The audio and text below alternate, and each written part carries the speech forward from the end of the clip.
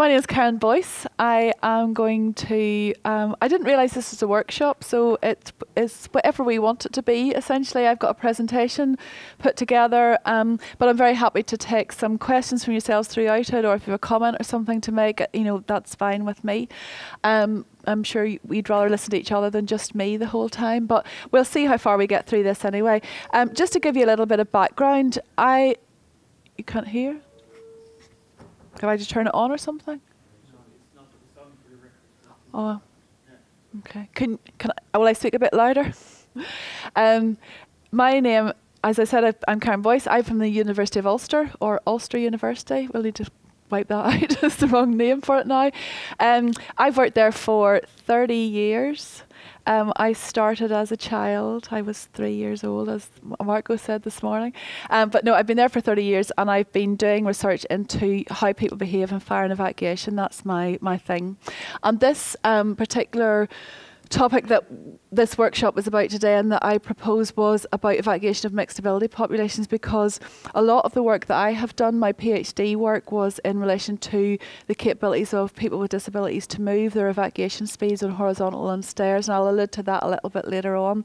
But I've also done a lot of other work. We had projects that were funded by local government in the UK over the years looking at just issues surrounding people with disabilities and their evacuation. But I've chosen to call this evacuation of mixed ability populations because I think we've a tendency to talk about able-bodied people and people with disabilities, and I think that we really need to be starting talking and recognising that our building populations cover the whole spectrum of ability, and that's why I prefer to talk about mixed ability, although I guess I'll allude at some points to mobility limitations and things like that as we go through. I'm going to start with a quote here that is not very politically correct these days at all. We wouldn't tend to talk like this, we wouldn't use this terminology, but I think it's really important and challenging to think about this, because this is a statement that was made by an architect called Selwyn Goldsmith, who was a lobbyist of Parliament in the UK in the 1970s for access to buildings for people with disabilities, and he wrote a very seminal publication called Designing for the Disabled. He had a disability himself, and he wrote this, he made this statement in his design guide: buildings always have been and always will be geared to suit two-legged, able-bodied people, and not people propped on sticks or rolling about in chairs on wheels.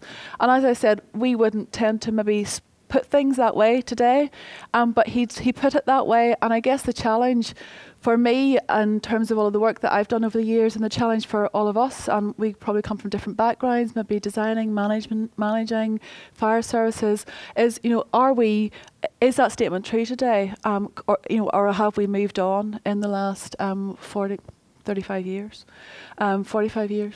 30 years, can't remember. My maths is awful. But, is the design of our buildings appropriate for our populations of today and into the future? And is it realistic to assume that the evacuation of those building populations can be safely managed? I think Luke, in his presentation earlier on, talked about management. We have to design our buildings with realistic expectations that they can be managed in the way we're assuming they're going to be managed. And I think that's something that is important, certainly when we're talking about trying to manage the evacuation of a population with very mixed abilities. So what I want to talk about is what society looks like now and in the future, some of the origins and assumptions of existing guidance, and again, Luke alluded to this earlier this morning about some of the inappropriateness of those assumptions. Again, my context is the UK because that's what I know, but you yourselves may have something to say about your guidance in your own jurisdictions. Look at some of the evacuation experiences that I have come to know about involving those with limited mobility, particularly on stairs, and some issues surrounding the use of refuges, and some issues and challenges for design and management as we go through. So as I said, as I go through, I have a set of slides here, but if you feel you want to ask something or make a comment, please feel free to do so. So what does society look like now, today, and in the future? So we'll flick through this very quickly because I guess we all know in a sense what it looks like, and we're not all the same. We're all different shapes, we're all different sizes, we're all different ages, we all have different abilities, we all have different limitations. Depending on where you are in the world and depending on what definitions of disability you use, there are estimates of about 20 to 24 percent of populations have a disability of some description, and that might be something that's physical, it might be a mental, or it might be a sensory difficulty. What I'm going to focus on today is mobility impairments and mixed ability with respect to mobility, because I do feel that whilst those other areas of difficulty are important, and I'm not making light of the fact that they're there and they're not important, I think mobility is where we do have the big issues and where the biggest challenges are. And in that respect, about 8 to 13%, again, depending on where you are internationally and what definitions you're using, have a mobility impairment. And this particular percentages I pulled out relate to serious difficulty walking or climbing stairs. And obviously, when we're thinking about evacuating buildings, particularly buildings of more than one story, then we are needing to make sure that we can manage those types of evacuations. Again, depending on the statistics you look at, about 1.2% of regular wheelchair users, people in the UK would suggest that is higher. It's more like 2% or maybe even a bit higher than that. And people, some people are, these are US statistics, 1.8% using a cane or a walking stick and about 0.7% using a walker. Now, I think that relates into the types of like a Zimmer frame, we would call it, where you have a frame and then you lift it and move across, or something that's on wheels, a rollator, we would call that you move along with. But not insignificant percentages, and as we'll see, hopefully as we move along, that it doesn't take many people in the right place or the wrong place at the right time or the wrong time, depending on how you look at it, to have an impact into evacuation dynamics. So a spectrum of ability. We're an ageing society. I don't think we need to tell us all. We're all heading in the same direction. But the fact is that we are ageing, we're living longer, but we're not living without limitations. We're not living without medical conditions that might affect our ability in everyday life or our inability, in fact, to evacuate. And we know that disability increases with age. If you look at the statistics that have been done again worldwide, we know that there's greater percentage of people with disabilities as we go into the higher age groups. And we're moving from what we might have called in the past, well, we do call an evacuation or a demographic pyramid here, to a population barrel. So we are getting fatter. And that leads me on to the next slide, which is that we are becoming also a more obese society. And I guess that also depends on where we are in the world. Some countries, as you can see here, the United States are the biggest culprit, but certainly across the world, there is a tendency to be bigger in size. And of course, if without interventions, those are going to increase to very significant levels. Why is that important? Well, when we're thinking about flow and flow dynamics, then obviously the size of people within that flow is important, the space that they take up, because that influences into the dynamics and the assumptions, in fact, that are in our design guides. So are we really designing for today's populations? And Luke earlier on alluded to the 2.5 minutes evacuation time, and actually it's not an evacuation time, it's a flow time through a door on which our doors are sized. So if we have in our own guidance in Northern Ireland, I think approved document B is the same, over 220 people, we provide 5 millimetres of exit width, and that's based on a desire to get people out in 2.5 minutes. Flow through those doors in 2.5 minutes, but an assumption of a rate of 80 people per metre per minute, which comes, we don't need to go through all the background of where that comes from.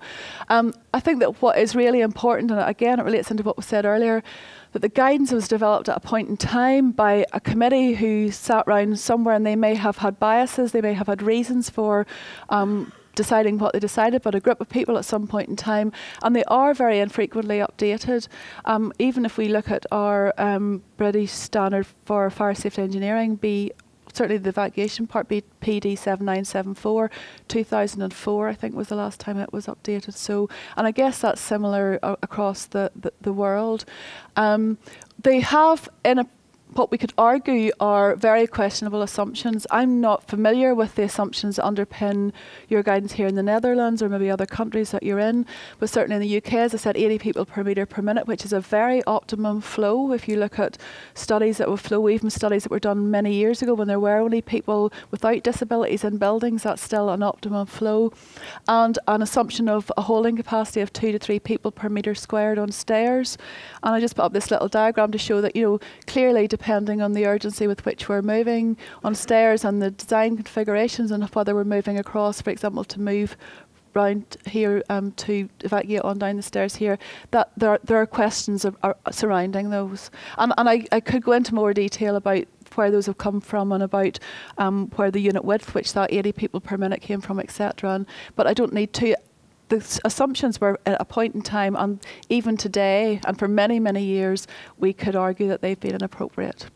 And so that's really, I guess, what I'd like you to think about and us to think about is whether we are sizing our exits and particularly our stairs, and are they sufficient for today's populations. I found out earlier on, and you can correct me if I'm wrong, but in the Netherlands you don't seem to have any particular guidance for people with disabilities in terms of their safety in the event of a fire. In the UK, since 1988, we had a British Standard BS 5588 Part 8, which was about means of escape for disabled people. That's what it was called.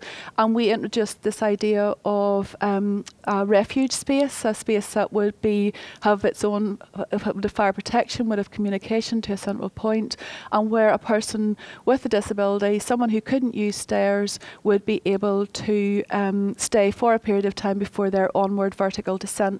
And that onward vertical descent could be either by being assisted to escape by other individuals or by means of an evacuation lift. I think, or I've been told that you don't have that here in the Netherlands, but well, I'm going to challenge even our guidance, so I guess you're a step behind us, and if you don't even have the guidance, but maybe when you do go to develop the guidance, then it might be better than what we currently produce. The issue that I have with this guidance, and I'll try to sort of, I suppose, corroborate this and help you understand why I've got this issue with it because of the implications of it, is that we provide, our guidance says we shall provide a space for one refuge space for a wheelchair user, 900 by 1400 millimetres in each protected stair at each level. Now, the rest of our guidance suggests, certainly in Northern Ireland, and I think it's very similar to England and Wales, says that we can have only 2 escape routes for up to 600 people.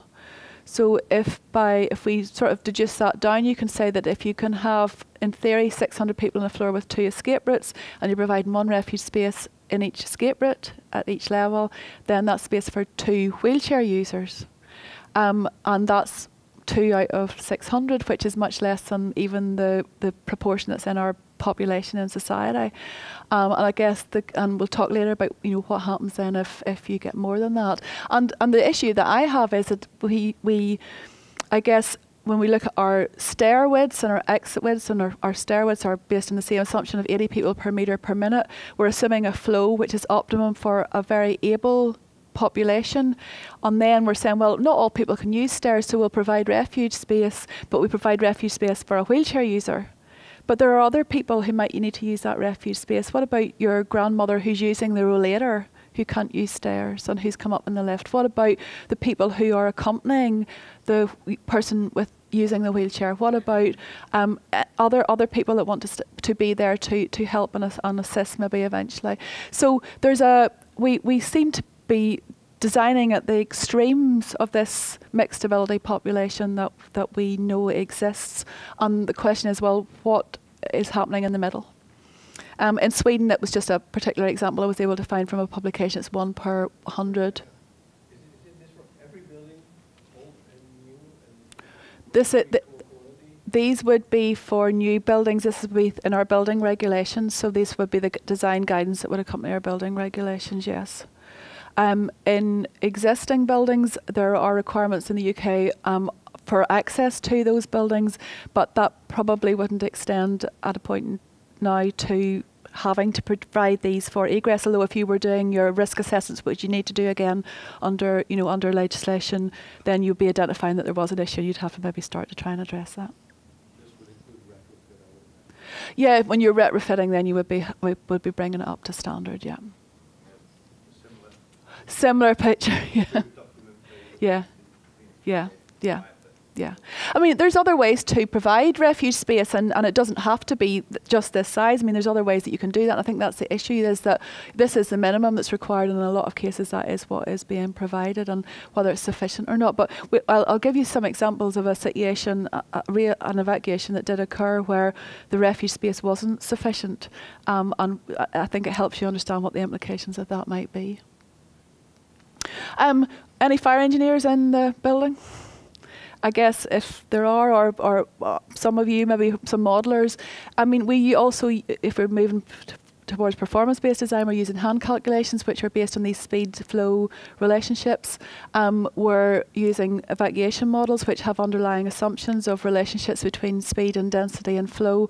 And we're making this very broad assumption about what those flows are like for a given density, how people relate to one another, therefore what the speed of the grip is. And actually I pulled this figure out of a paper by Kolshevnikov et al. It was taken from studies that were done way back in the 60s and 70s by Prechensky and Malensky in Russia, and they showed that actually these relationships that we pretty much use, in our hydraulic calculations and in our models, there's actually a lot of variation between those speed density relationships depending on what type of building that you're doing in. So even years ago, we were starting to understand that it was more complex than what we assume is the case today.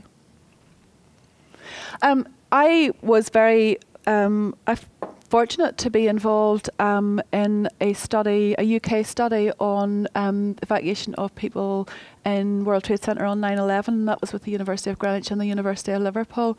And in a moment I'll talk about the evacuation of one particular girl that I think gives us some insights into what impact people with mixed abilities evacuating a building on using stairs has on the sort of flow dynamics. There was also another study done by NIST, National Institute of Standards and Technology. That was a report published by Jason Averill and his colleagues in 2005. And they suggested that when they did their studies, their interviews, that 6% of those who were involved in evacuating World Trade Centre on 9/11 had a limitation which impacted their ability to evacuate. And what was also obviously very important in that study, and in this study and in our study, was that there was certainly altruistic behaviour. There was many people willing to assist others and not looking out for themselves primarily, but making sure that other people were safe. But having said that, one of the figures that is quoted in this World Trade Centre study by Jason Averill was that 51% of occupants reported that the presence of slower moving people on the stairs was a constraint to their evacuation. So this is not just about the person with the limitation and their ability to evacuate, it's also the impact that that has on others around them if we're not designing. It's not any of their fault that there's these constraints in evacuation, but if we're not designing our buildings so that they can accommodate it. And of course, in World Trade Centre, and I have to say that the building was not designed, of course, for full evacuation. It would be designed for phased evacuation.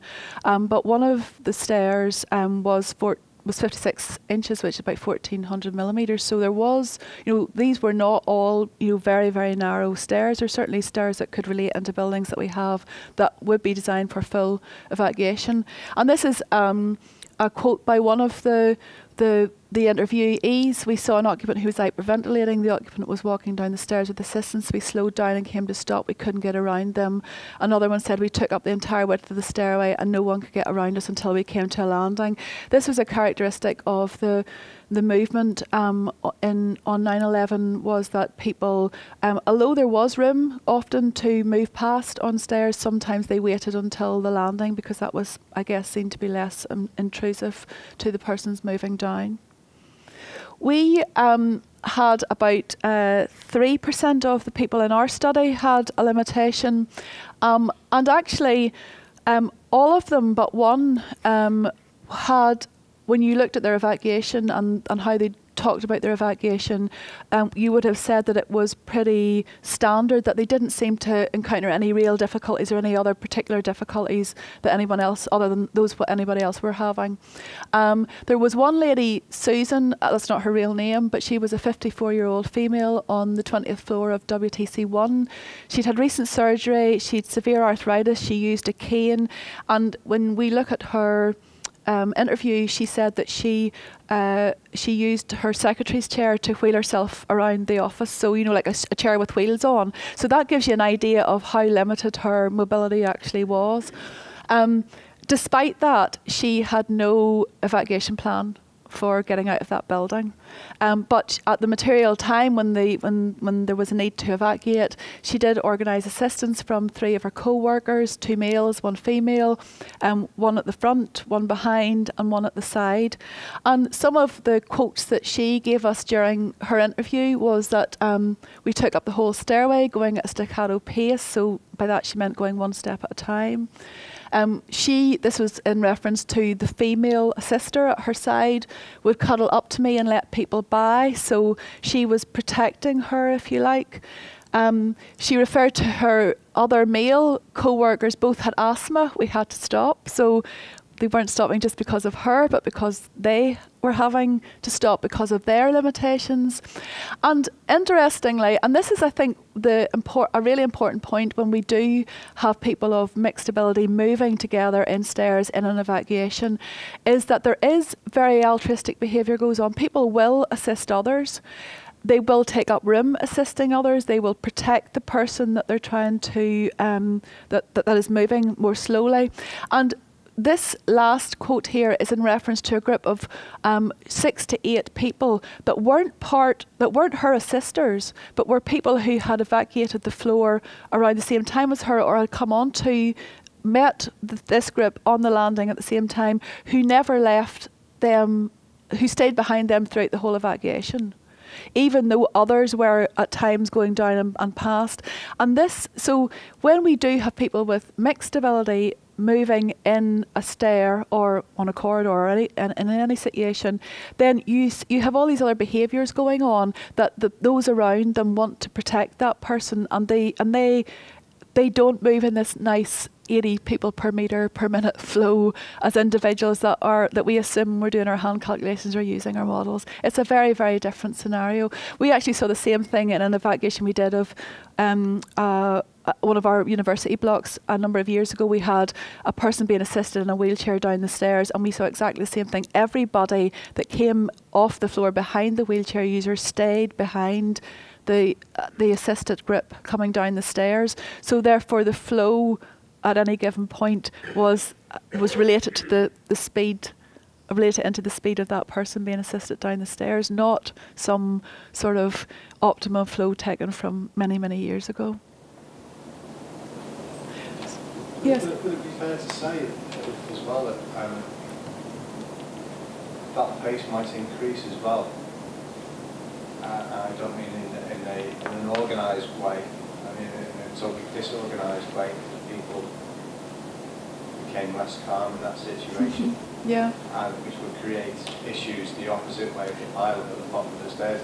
I'm strongly suspecting that the people at the World Trade Centre didn't believe that either their towers were going to put down around their ears, so there wasn't that panic to get out. Had they thought that panic was going to occur, they'd be pushing that lady out of the way and creating bottlenecks, I would imagine.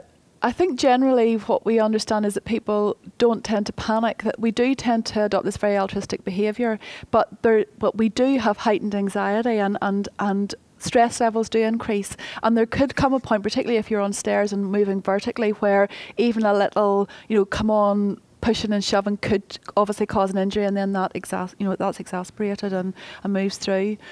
It's something that the people that said that it was a constraint to their evacuation, there wasn't any indication that they were exasperated by that or that they were trying to change things, and obviously the evidence says that it was very altruistic behaviour, but they did state that people were moving more slowly and that they could have moved faster if they hadn't been there.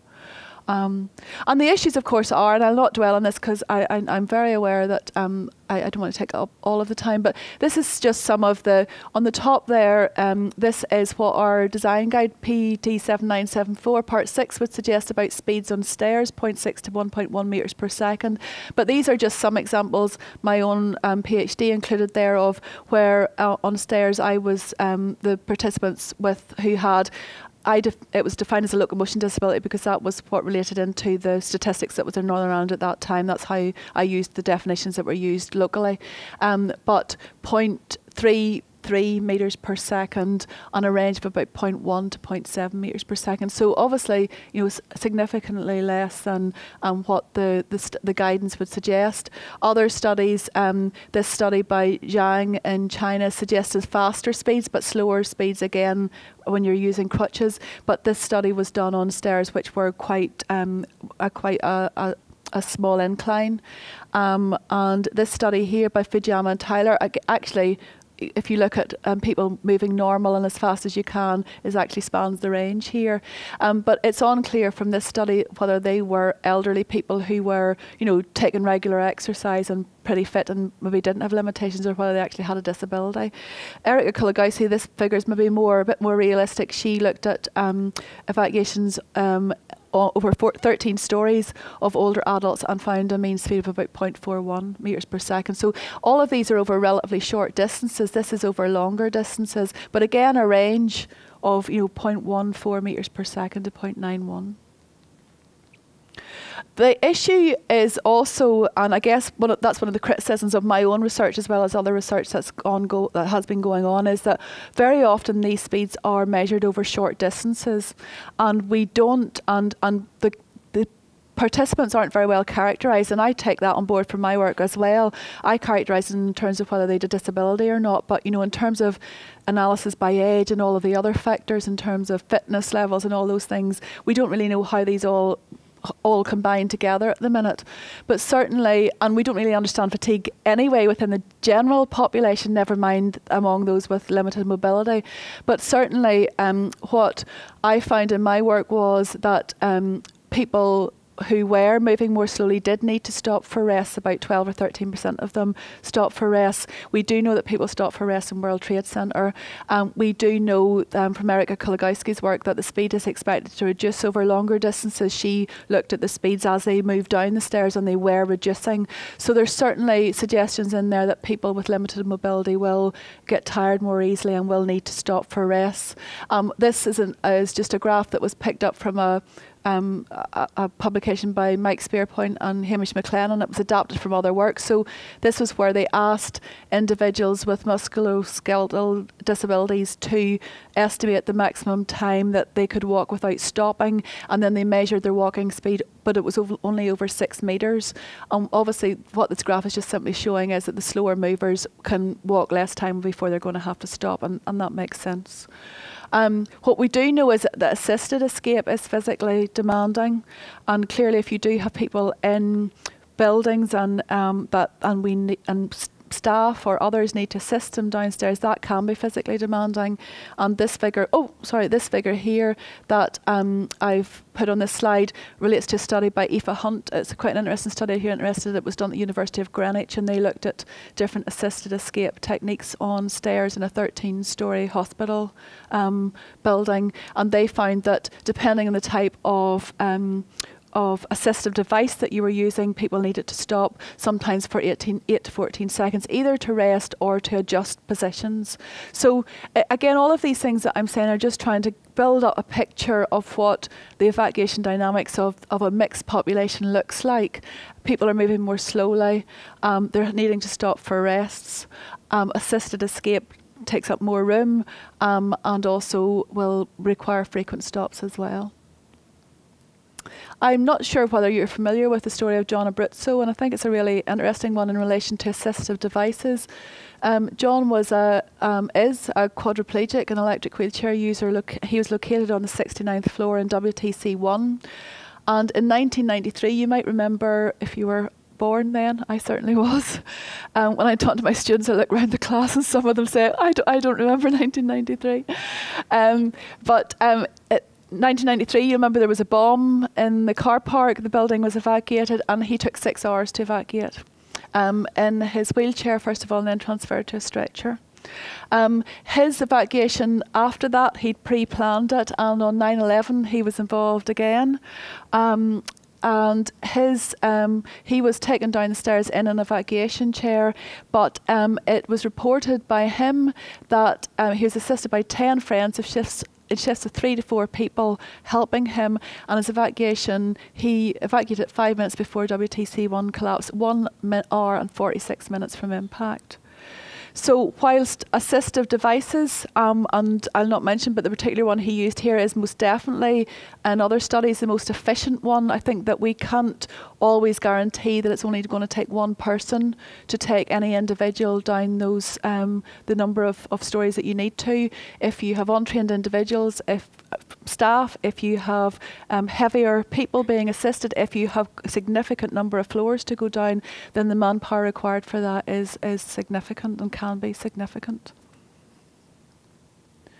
And I guess a third issue, which I've already alluded to, and I'll not take much time here, is that is this issue of space. Obviously, people who are using a walking aid take up more space. Obviously, if we are, if society is becoming more obese and our body sizes are increasing, we've always imagined and knew that the shoulder width was wider than the hip.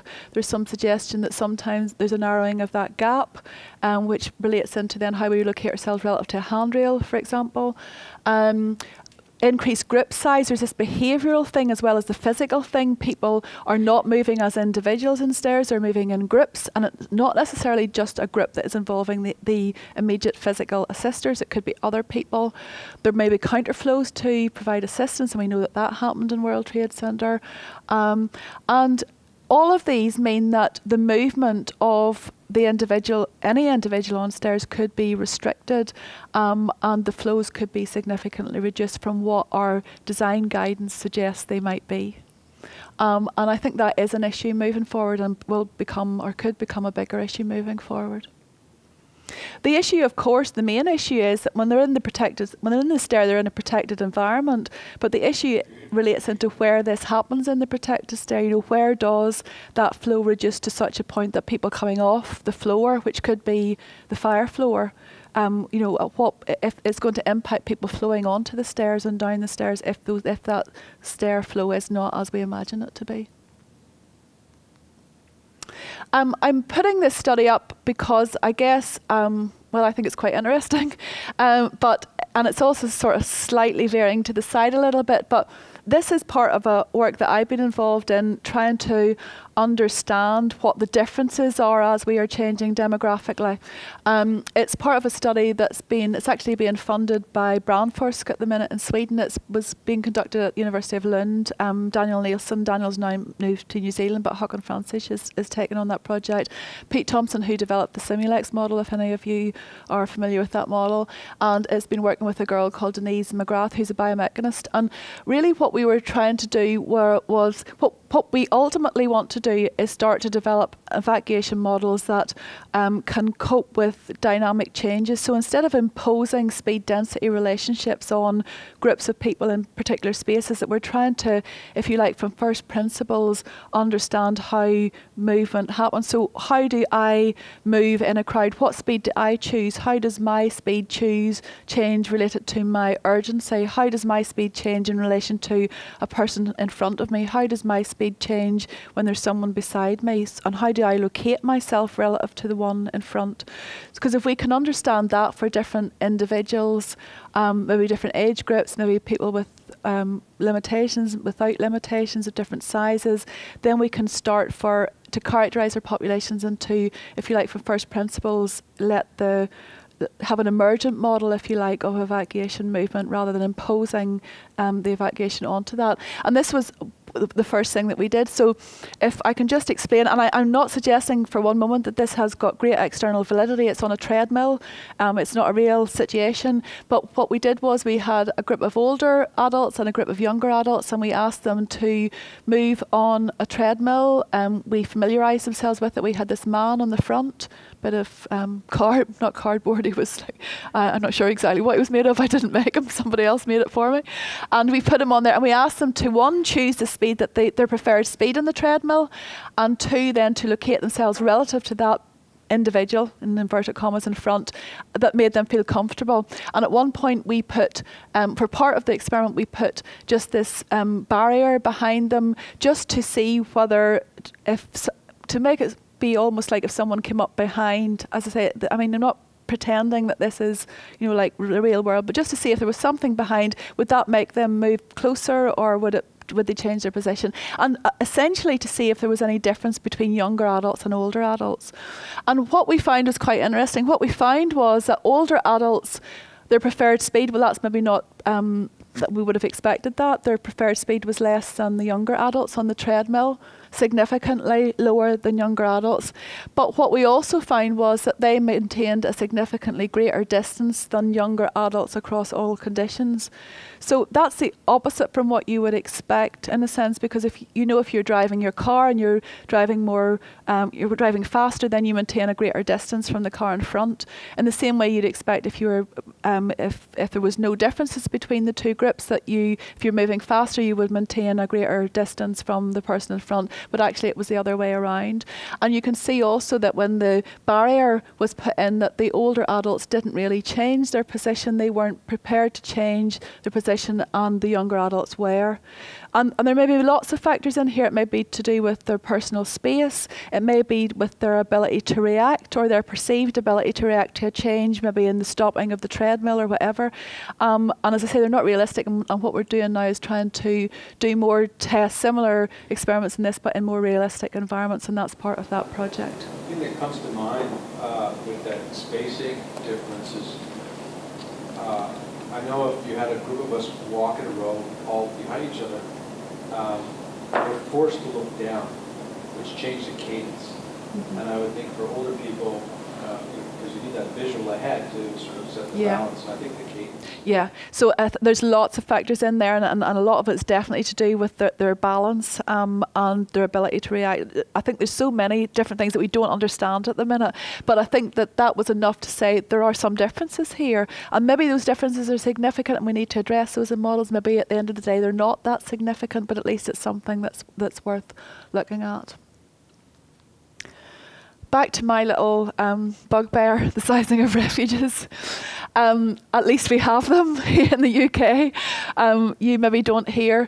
But this is just, a very simple diagram. This is a diagram that's, this bit isn't here, but this is just a diagram that's in some of our guidance. So it's just saying space for one wheelchair user, 900 by 1400 millimetres, having it located such that you don't disturb the flow. So if you're coming in through your exit from the floor here, that your flow isn't impeded. And it doesn't take rocket science to work this out, that if you stick another wheelchair user on there, or a little old lady using a rollator, that all of a sudden your flow is restricted off the floor. And I think this is and could be an issue if, of course, that was the fire floor. This is again a little demonstration. This is just Pete Thompson created this for me in Simulex, and it's just really saying that this is from 2 minutes 46 seconds of an evacuation of a building that was designed to our guidance, with the number of people on the floor, the exit width, the stair width, the everything according to our guidance, and it's just simply showing the difference in the time that it takes. So obviously, we can talk about the limitations in the model and all the rest of it, but it's just simply showing the relative difference in the time that it takes to clear a floor when you have a building working as you thought it might when you designed it, and then a building just with one other person in it that you didn't expect to be there, or hoped that wasn't there. And again, just to, I think this is an interesting fact. I'll not dwell on this, but in WTC in 9/11, there was a refuge floor. There was some discussion about, or some disagreement about which floor it was, but there was a refuge floor, and one of the chief fire officers' accounts said there were about 40 to 60 people waiting on that floor. But he also suggested that only 50% had a mobility limitation. The rest were co-workers and friends of the person who had the limitation. So that sort of, I guess, confirms what I've already said, is that, you know, when we're designing our refuges, we can't expect that it's only the person that can't use the stairs that's going to be needing to use them. There's going to be other people, because they're not going to abandon them. And interestingly, and again this is important, is that he also talked about the fact that not all mobility impaired occupants followed the instructions by the emergency responders to locate to that floor. So again, that relates into people, you know, taking responsibility for their own evacuation and wanting to control things themselves, and even not taking instruction from fire officers or firefighters, who in most instances, you know, people would listen to. If there was one study that ever really highlighted to me the issue here, it was an evacuation that we had in Northern Ireland in 1990 in a museum in Northern Ireland. It was an evacuation that occurred during an exhibition. It was an Armada exhibition. So there was lots of redesign of the internal spaces. This is sort of the originally normally an art gallery. Then they redesigned with lots of stands and created this, you know, like a route right through the space to house this exhibition. They had consulted the fire service beforehand, and they opened up another stairwell in the building. And at the time of one of the days of the exhibition, when they had about 1,200 people in the building, there was about 600 reckoned to be in this floor. I've only shown you a little corner of the floor. There was about 600 people there. A toaster, somebody burnt the toast, set off the detector, detected, fire alarm went, building was evacuated. These people were not at risk, but that was the procedure, that they would evacuate the building anyway, and they did. At the time, there just happened to be, so basically this is on the top floor, and basically the exhibition started by coming up the lift or the stairs away up here, and then winding the way all around the floor and ending up round here. The plan was then to go into the landing of the stairs or down the lift to the bottom floor, and then going around the bottom floor, ending up below where you started. And at the time of this alarm, there just happened to be a group of people, I've called them disabled group there. There was people from a day centre, 4 people using wheelchairs, 5 others with a disability, and 3 carers. And they just happened to be at the front of the flow, if you like, when the alarm sounded. What happened? Well, obviously what happened was they heard the alarm, they just started to move on round here, and they ended up on the landing here, and okay, what do we do next? So what they did next was one wheelchair user called the lift, and it was still in service. It hadn't been taken out of service. It wasn't an evacuation lift, but they called the lift, and them and 3 others were evacuated via the lift. And then the other 3 wheelchair users waited for assistance in what was essentially the refuge here. This plan isn't very good. In fact, this was dead space here, but this was really the landing of the stairs, which in essence was the refuge space. So eventually the staff who were untrained and hadn't been trained in assisting people in any way for assisted escape, 2 staff members came to the landing, gave assistance to 2 of the wheelchair users, one at a time. Came, spoke to them, brought them down, went up the stairs again, spoke to the other one, brought them down, and that was fine. The 3rd wheelchair user, while they were doing that, we interviewed the staff afterwards, and what they said was that, you know, there was a lot of anxiety here. What was essentially happening was that this group of people were on the landing, and the landing was not of a sufficient size to allow then the flow of other people off the floor and down the stairs. And because it was a predefined route, then the other stairs that were at the back here that were opened were very rarely used, and that most people were just following. It was like low-level light. You know, you can imagine an exhibition space, low-level lighting, a natural path, and people were just following the path round. But over time, then they started to become more anxious because the alarms were sounding and they weren't getting off as quickly as they thought they ought to be. So there was quite a lot of anxiety. There were school children in, there were and there were kids with parents and teachers, and a lot of anxiety. The third wheelchair user, actually, what happened to him is quite perturbing, but it's not the only isolated incident of this happening. Is he actually got out of his wheelchair and bumped his way down the stairs on his bottom. When I spoke, we interviewed staff, as I said, when I spoke to staff, they said that they were really desperately trying to assist him. They were saying, look, you know, we'll take you down. That he became very vocal and very, we would use the term obstreperous. I don't know whether that's a term that translates anywhere else, but you know, he became quite belligerent and wouldn't let them take him down. That was their perspective. I actually, during my PhD, I did my experiments in day centres in Belfast, and one time I was in a day centre in Belfast and I was talking to a gentleman, and he said, oh, I was evacuated once from the museum, and I'll not mention the name because I know this has been videoed. I was evacuated once from the museum, and let me tell you the story. Now his story, as you can imagine, was completely different. So what he said was, I'd sat in this landing for about 15 to 20 minutes. It took quite a considerable time for people to come to help me. When they did come to help us, it was very clear that they hadn't been trained. They didn't know what they were doing. They didn't know how to communicate with us. There was a lot of stress and anxiety. I saw them manhandling my friends down the stairs, and from my perspective, my safety was best served by me taking myself down the stairs and out of the building. And it was just interesting to see the two completely different perspectives. On the one hand, staff just trying to do the best they could. They hadn't been trained. But then this gentleman's perspective, and it's not the first time that this has happened. I will flick through these few slides. In fact, I'll leave this one alone because the next one really tells it all. And this is another. In the UK, we had a report done by the Department of Communities and Local Government. It was called The Adequacy of Refuges and Issues for Design and Management, something like that. If you're interested, I can get you the publication. But they were looking at the management of refuge, and they interviewed some people with disabilities who'd used a refuge, or not necessarily who'd used a refuge, but people with disabilities, and asked them about their experiences.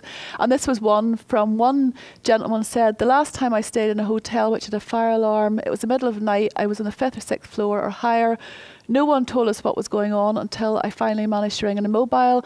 No one waited with me. I felt extremely unhappy and tried to make my way down the stairs after about 15 to 30 minutes, but had to give up. So this is another gentleman, and there was another example as well I haven't shown you of two other people who said, I was in a refuge, I didn't know what was going on, nobody communicated with me, so I took matters into my own hands. And again, you know, this is another example of putting design systems in place that aren't being managed properly, and therefore everything that we're assuming will happen does not happen. And then that starts to question the safety of all of the people in the building. This was the conclusion of DCLG in the report. They said the management of evacuation procedures, including refuges and their alternatives, requires a major overhaul. And in NIST, in their report, they concluded that mobility impaired occupants were not universally accounted for by existing evacuation procedures. So time and time again, in my experience, I've seen examples of where, you know, management of this has failed.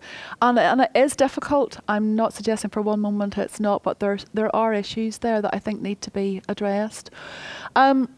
One of the issues, I guess, in terms of people abandoning refuges is that they don't understand what a refuge is. We did a study a few years ago where we asked people who couldn't use stairs, and there was maybe, I can't remember the exact numbers, 160 people with a disability and people unable to use stairs. Did they know what a refuge was? And 60% of them had never even heard of a refuge. So if you're asking somebody to wait in a space that they don't know is safe, and in which they're going to be safe because it's protected, then why would they use it? Why would they go there in the first instance, and why would they continue to use it if nobody's communicating with them? So I think there's an awareness issue that we need to address there. And certainly one of the big problems is lack of communication. In our design guidance, we suggest that there should be communication with the refuge, two-way communication to a central control point, but that's not always possible, and it's not always happening even when it is possible. There's certainly lack of training. This still is from an evacuation that I did, another one in Northern Ireland, I'll not say where, but this is a gentleman in a wheelchair who assumed that the member of staff behind him was there to support him and was going to help him up the stairs, because that's what had happened here. This member of staff and the person using the wheelchair had had some communication and decided that they would go up backwards. This one here didn't. The guy was looking around and didn't know what he was doing. The gentleman in the wheelchair tipped his wheelchair to go up this little level step. He wasn't paying attention and he fell out of his wheelchair. And thankfully I was up in the gallery watching on. Thankfully he was fine.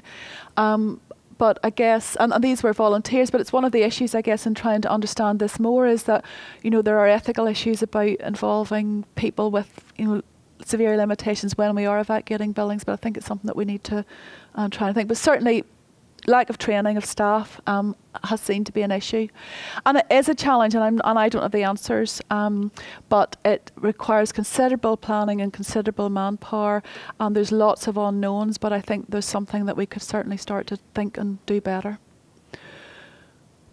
I've put a question mark against the solution. I mean, we all, I guess, know what part of this solution is, isn't it? That it is the use of an evacuation lift.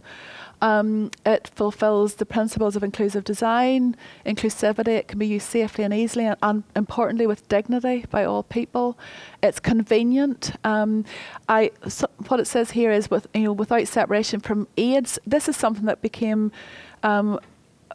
I became very aware of. There was a study done in NIST by Kathleen Butler and Eric Kulagowski, and they interviewed people, and what became very clear was that it actually is it's really difficult for a person to be separated from their wheelchair in particular. That wheelchair is their lifeline.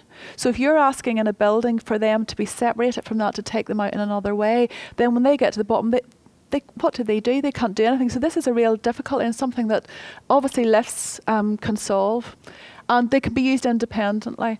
And I think it's quite, and also there is a willingness to use, in the museum evacuation that I talked about there, they were quite willing to go and use the lift. And we know with other studies that have been done that people with a mobility limitation will be happy to use a lift. I know that the whole use of lifts and changing the culture is something that we need to do, but certainly those with reduced mobility seem to be much more willing to use a lift than other people.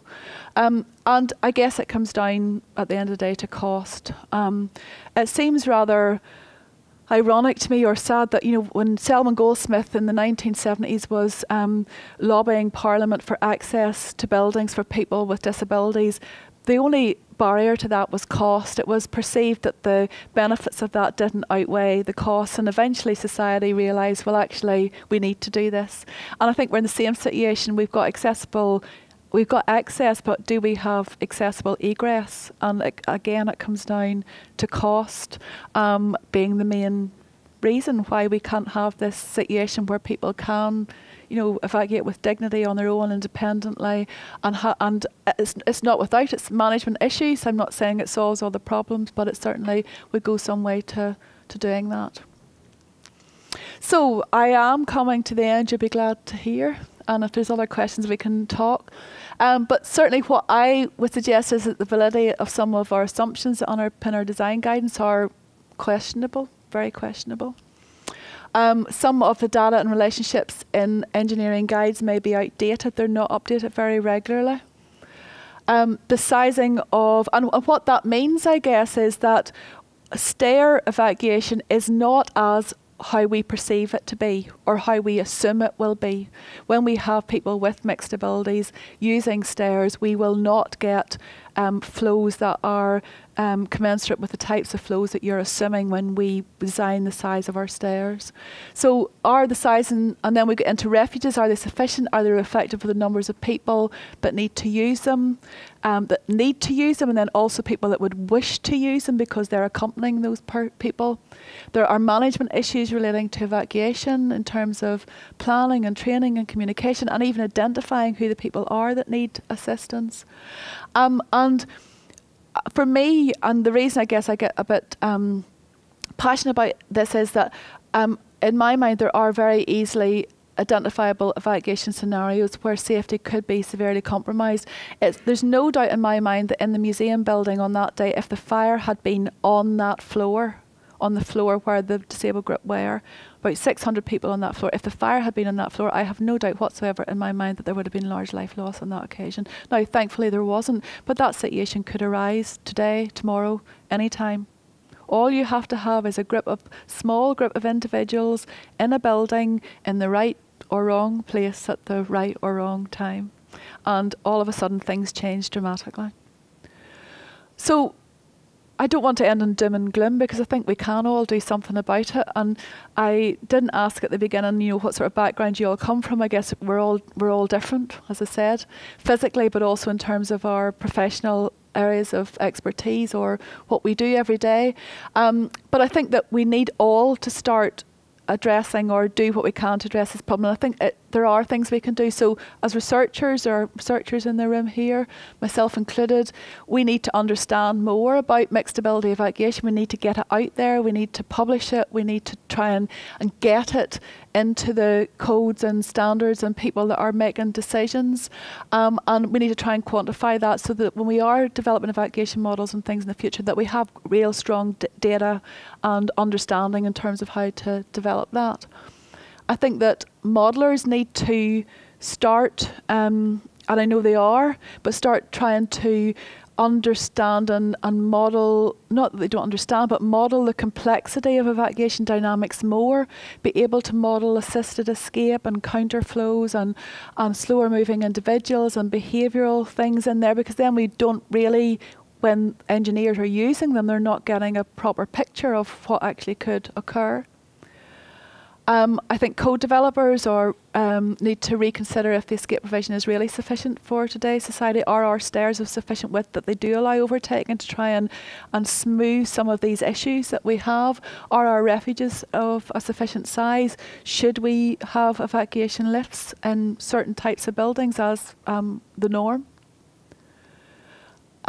Enforcers to ensure that the guidance is adhered to and to ensure appropriate provision. I put that in there because I know our guidance, for example, in the UK in relation to refuges suggests this communication, and I know of many new buildings where it's just not in the building. There's no communication there. So people obviously aren't enforcing that at some level.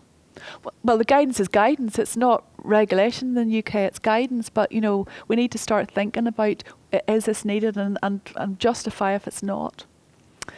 I think a really important thing when we think about performance-based design is that fire safety engineers need to draw on all that knowledge. And again, look, I alluded to this earlier on. We need to use what we know, and we need to be prepared to stand up and use what we know. When we're designing when we're doing a fire engineering design of a building, our guidance suggests we use a worst credible fire scenario. So we're quite prepared to say, okay, well, let's think about what types of fires can occur in this space. What's the worst one that we could realistically get? I think we need to start looking at worst credible evacuation scenarios. So what is the scenario? What type of building is this? And what type of people could we get in this building? And in what quantities? And where would be the worst place that they could be positioned in this building if we were to have a fire? And then have the models, of course, that can then start to look at the evacuation and to see what would happen and to design our building on that. Why go on a worst credible fire scenario and not a worst credible evacuation scenario? And I think a lot of the time perhaps we're not doing that. And also to use the most appropriate data. Very often people are very prepared to just pick up something in a code or for example, that PD 7974 design guide and know that it's 14 years out of date, but well, it's there, so we'll use it. They need, you know, and I know that a lot of engineers do this. I'm not suggesting they don't, but be prepared to spend the time going and get the best data for the work that you're doing. And for building users as well to engage in the planning process, I think that there is a responsibility on a person, particularly if you do have a disability, to engage with the people in the building that you're working in or in the building you're going in, to make it known that you will need assistance and to try and work out how that might work. And of course then we've all the issues related to management, you know, understanding your occupancy, understanding your design, which I guess I haven't put in here, but you know, to implement plans that are consistent with the design. Again, a study we did a number of years ago of buildings, new buildings where we knew refuge areas had been put in the buildings. When we interviewed the people who were managing those buildings, I think only 2 out of the 10 people knew they had a refuge area and what it was to be used for, and only 1 of them had actually involved that in their evacuation plans. So it's understanding your building and knowing how it could and should be managed, inform and educate and train staff, and involve those with experiencing difficulty in the planning. And finally, performing realistic drills. And I know there are issues with this. I know there are safety issues with this. And I don't know what it's like in the Netherlands, but certainly where I'm from, we have an expectation there'll be regular drills in buildings, but you know, we don't do them on a wet day because people will get wet. We do them if it's, you know, I've been in retail stores where we'll do it at 9 o'clock in the morning when we don't really have any people in making purchases because we don't want to lose money. Those aren't realistic drills. You know, in our university, can I say this? We have a full evacuation of the whole building, but we have got 16 different blocks, and there's no way that that's a realistic drill without a scenario included in it. So I think that there's lots of things at lots of different levels that we need to work towards before we're going to solve this problem. And that's where I'll end, and thank you for your attention. But of course, if there's any questions, we've got a few minutes if you want to, or comments. Yeah, I look for operational guidance from a fire service perspective. I think we talked about earlier about the idea of older people moving back through smoke after they've left their apartment and find the stairwell contaminated when they started if it wasn't. And you know, that informed our operational practices in R1. I'm just wondering that lens on this information, what kind of operational guidance we should be looking for. Because we're going to respond to these problems. And we're going to encounter these problems, and is there any operational fixes that we can at least improve in the gap of lack of information, lack of training, yeah, restricted, you know, that kind of thing. So that's where my thought goes to in this presentation. And I don't know how to answer that.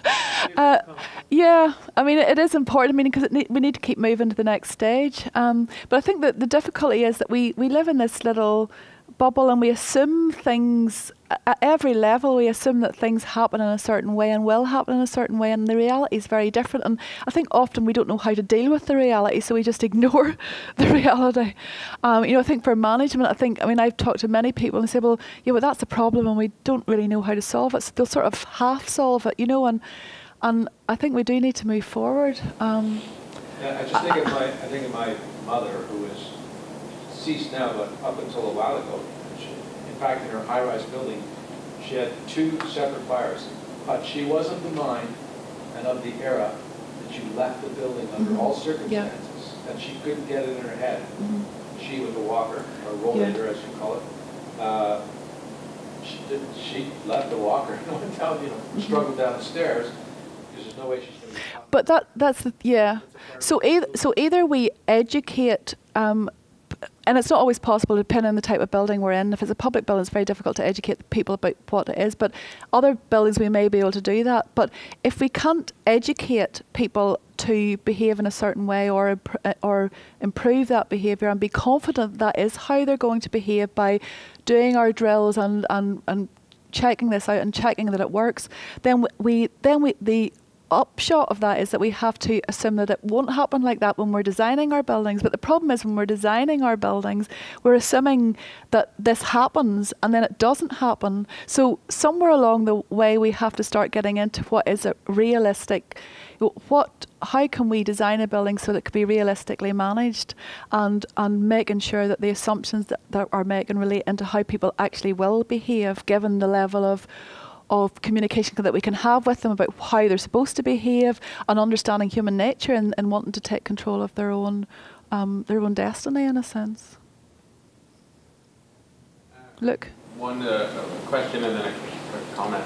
I'd like to see how you respond to a statement that was thrown at me one day. The first question is kind of related to some of the things I said this morning and you intimated in your presentation. So, we have these regulations in the UK that require designers to make certain accommodations with respect to evacuation.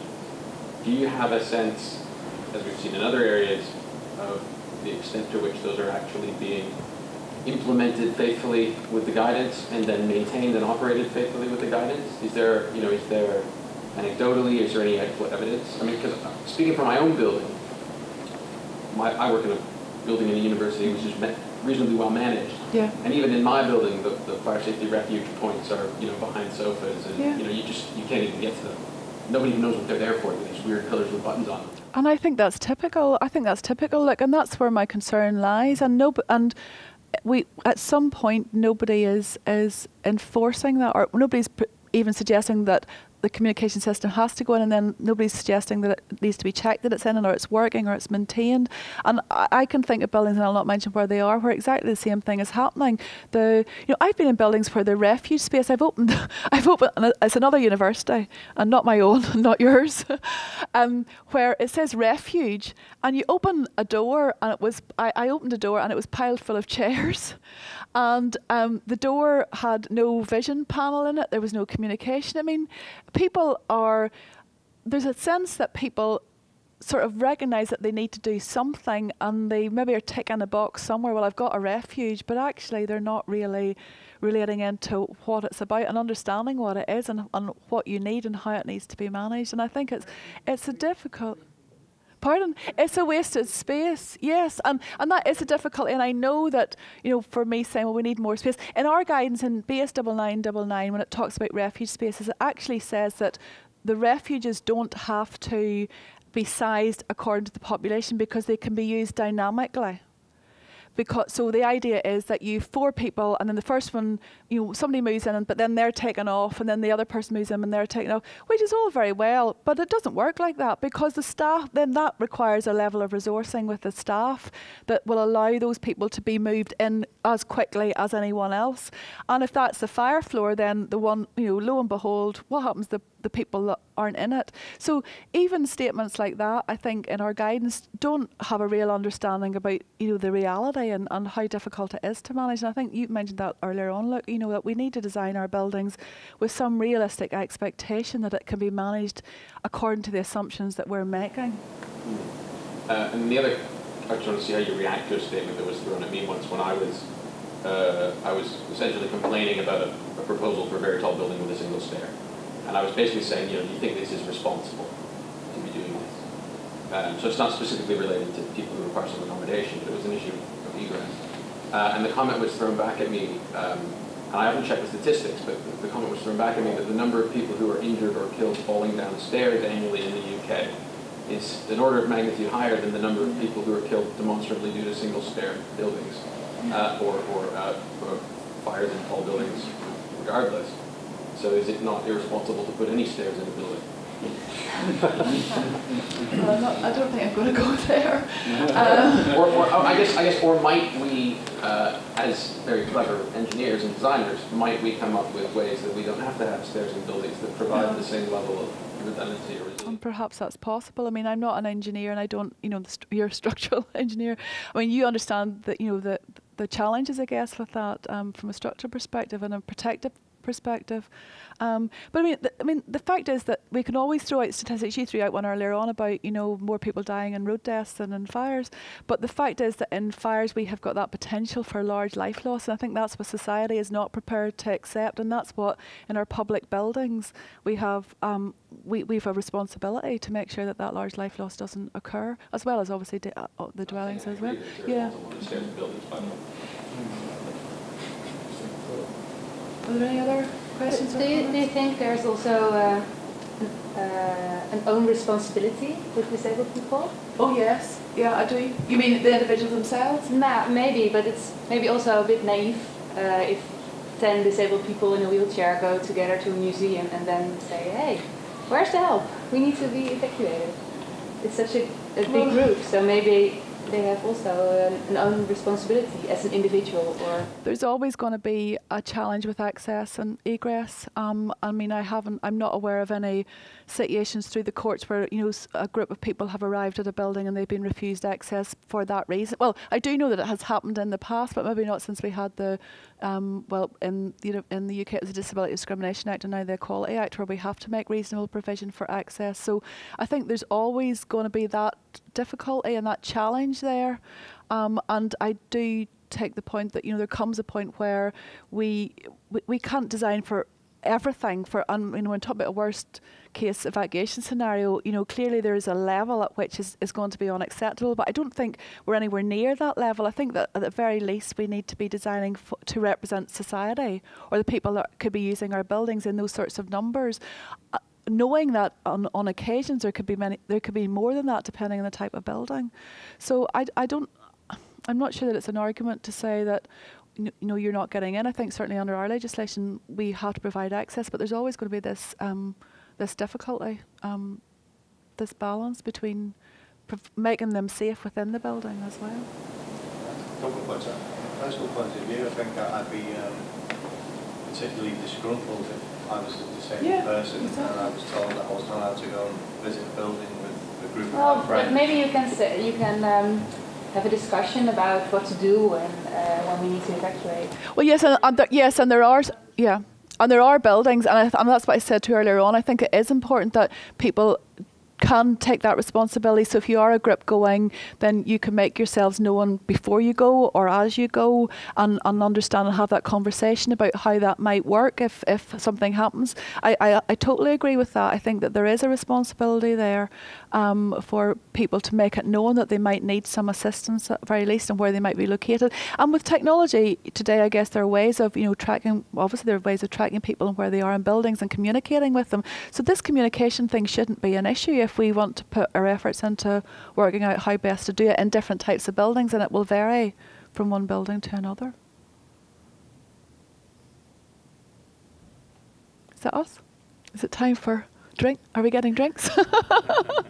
I need a drink. Thank you very much.